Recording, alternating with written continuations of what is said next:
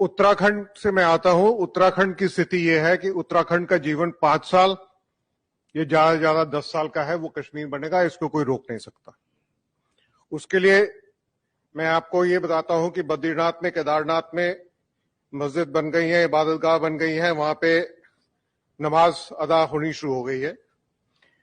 जो voltage percentage change हुआ है 2012 से लेकर 2022 तक, ये 43% जो है उधम सिंह नगर में, देहरादून में 41%, नैनीताल में 32%, हरिद्वार में 33%, हरिद्वार पूरा शहर घेर लिया गया है और टोटल परसेंटेज राइज 37% है।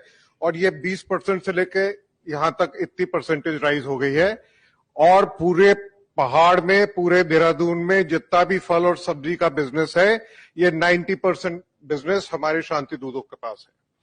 2012 में इसका एक सर्वे कराया गया था। देहरादून सिटी में 7001 ठेले वाले जो फल और सब्जी बेचते हैं, ये सारे शांति दूत थे और उसमें से अधिकांश जो है वो बांग्लादेश से आने वाले थे। उसकी पूरी लिस्ट तैयार करके, मुझको इसको कहने में कोई शर्म नहीं है और कोई हिचक भी नहीं है। जस्टिस शंभुनाथ श्रीवास्तव जी ने ये सर्वे करवाया था और इस सर्वे करा के बीजेपी की गवर्नमेंट को दिया गया था कि मुझको पुलिस मुहैया करा दीजिए और मैं इन सबको डिटेंशन, जो कि स्टेट का सब्जेक्ट है, डिटेन कर दूंगा, डिटेक्शन में डाल दूंगा और इनको डिपोर्टेशन गवर्नमेंट ऑफ इंडिया करेगी।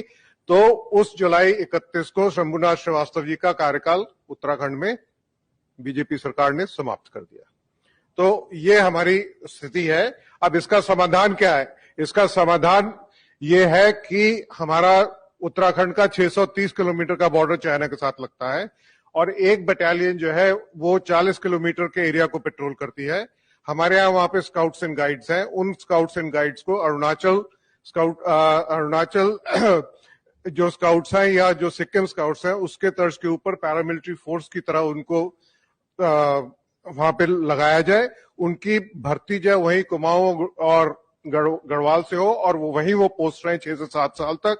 और उनके परिवार को, क्योंकि हमारे यहाँ एक कार्यक्रम चल रहा है जिसमें फिशरीज में और पिगरीज में 80% गवर्नमेंट सब्सिडी देती है, तो अगर हम पिगरीज को वहां पे लगा देंगे तो हमारे शांतिदूत शायद उनको बर्दाश्त नहीं करेंगे, तो वो वहां से निकल जाएंगे और हमारा समाज जो है वो फर्स्ट लाइन ऑफ डिफेंस वहां पे बन जाएगा। ये एक मेरा सुझाव है जो मैं कि धामी साहब को भी दे चुका हूं, सबको दे चुका हूं, और उससे हम उत्तराखंड का जीवन बढ़ा सकते हैं और जो होनी है उसको थोड़े दिन के लिए टाल सकते हैं। हमें टाइम मिल सकता है लड़ने के लिए। तो ये दयनीय स्थिति है पूरे। और सबसे मैक्सिमम देहरादून शहर के अंदर धर्मपुर में जो चेंज आया है, 56% शांति दूतों की आबादी है। देहरादून सिटी भी सेफ नहीं है, कोई कॉलोनी सेफ नहीं है। देहरादून में क्या आप कर सकते हैं उसका सोल्यूशन? मंदिर को सेंटर बना के मित्र मंडली बनाइए, मंदिर में जाके इकट्ठे होइए, मंदिर में जाके सबके साथ बनिए, मंदिर का भी उत्थान कीजिए और आपसी में भाईचारा बढ़ाइए और एक दूसरे को पहचानिए। वो आपका एक जो मित्र मंडली है, अगर आपके घर में 4 लोग आते हैं तो आपने उस मंडली को बुलाया तो वो आपके साथ खड़े होंगे, अन्यथा आपके पास कोई आदमी नहीं है। आपने अगर हथियार भी ले लिए तो उसमें 6 गोली होंगी, कितने लोगों को मारेंगे उसके बाद आप मरेंगे अवश्य, ये पक्का है।